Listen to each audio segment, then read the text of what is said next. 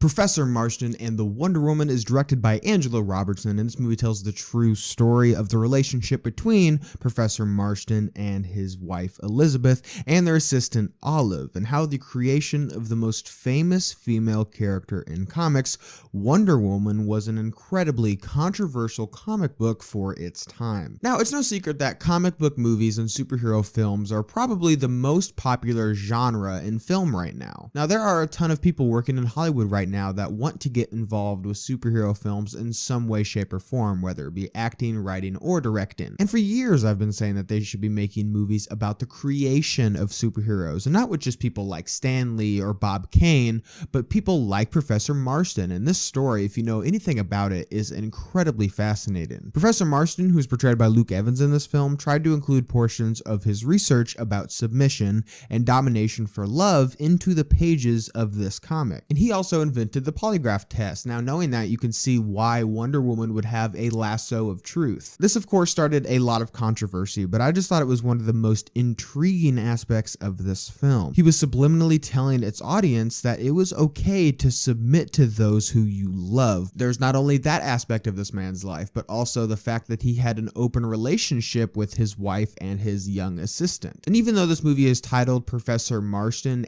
and the Wonder Woman, I actually feel like this movie is more about the women in his life as opposed to being about him. Rebecca Hall portrays Elizabeth in this film, and I thought that she was one of the biggest highlights of the movie. Her dynamic with Bella Heathcote, who portrays Olive, was just really compelling and emotional as well. I did, however, think that Luke Evans' performance was probably the weakest of the three. He had the tendency to overcook some of his lines, and it just came off as a bit too theatrical for this type of movie. But overall, Professor Marston and the Wonder Woman was an incredibly introspective look on one of the most famous female fictional characters of all time. And even though it does have a few bumps on the way, the inherently fascinating true story helps elevate this film to be something really powerful. So did you guys see Professor Marston and the Wonder Woman? What did you think about it? Leave your thoughts and opinions down below. And as always, guys, thank you so much for watching today. I hope you liked today's video. And if you did, click the link down below and subscribe to my channel, see more movie reviews and movie related things. Guys, thank you so much for watching, and see you next time.